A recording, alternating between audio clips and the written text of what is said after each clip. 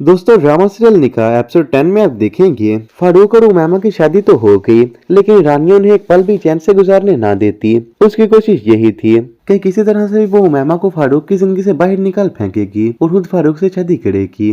और इसके लिए वो युसरा को इस्तेमाल कर रही थी।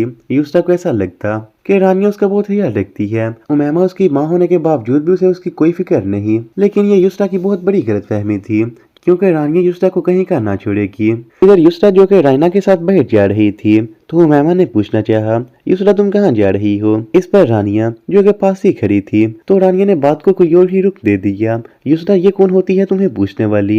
इस पर युसरा को भी बहुत बुरा लगा। उमैमा ने कहना भी चाहा, युसरा तुम मुझे गलत मत समझो, मेरे कहने का मतलब ये था कि अगर तुम घर रुकती तो हम साथ में कुछ टाइम स्पेंड करते, ताकि तुम्हारे दिल में मेरे लिए जो बदगुमानी है मैं वो निकाल सकूं और तुम्हें इस बात का एहसास हो कि मैं तुम्हारी माँ हूँ। इस पर युसरा ने उनकी बहुत इंसल्ट की। मैंने ये हक अपने पापा को भी नहीं दिया। मैं कहाँ से आती हूँ और कहाँ जाती हूँ मुझे ये बताने के लिए किसी की जरूरत नहीं, और ना ही मुझे किसी की इजाजत चाहिए। इस पर उमैमा तो खामोश हो गई, लेकिन रायना की खुशी का अंदर ही अंदर कोई ठिकाना ना था। लेकिन वो नहीं जानती थी कि उसके साथ कुछ बहुत बुरा होने वाला है। रायना जब युसरा को लेकर हॉस्टल गई ताकि वो उसकी मुलाकात करवा सके, लेकिन वो नहीं जानती थी कि हमदान वो भी वहीं था। हमदान ने तो उन्हें ना देखा, लेकिन युसरा ने हमदान को देख लिया और वो फौरन वहां से चली गई। इससे पहले कि वो घर पहुंचती उन्हें काफी देर हो गई। फारूक साहिब बहुत परेशान थे, लेकिन रायना वो जिसका घटिया औरत थी उसने उन्हें भी टाल दिया कि रास्ते में गाड़ी खराब हो गई, इसलिए हम लेट हो गए। रायना अगर आइंदा से तुमने जाना भी हो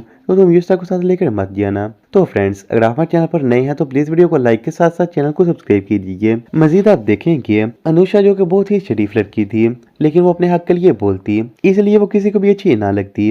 अनुषा और हारिस की शादी होने वाली थी, लेकिन हारिस की माँ वो इस रिश्ते पर कतई राजी ना थी। उसकी कोशिश ये थी कि ये शादी टूट जाए और वो अपने मकसद में कामयाब भी हो जाएगी। शादी वाले दिन हारिस किसी वजह से शादी से इनकार कर देगा, तब उसकी खुशी का कोई ठिकाना ना होगा। इधर हमदान जो कि अनुषा को पसंद करने लगा है, वो जब अपने बाबा को बताएगा कि मैं अनुषा से शादी करना चाहता हूँ, तो वो भी साफ इनकार कर देंगे।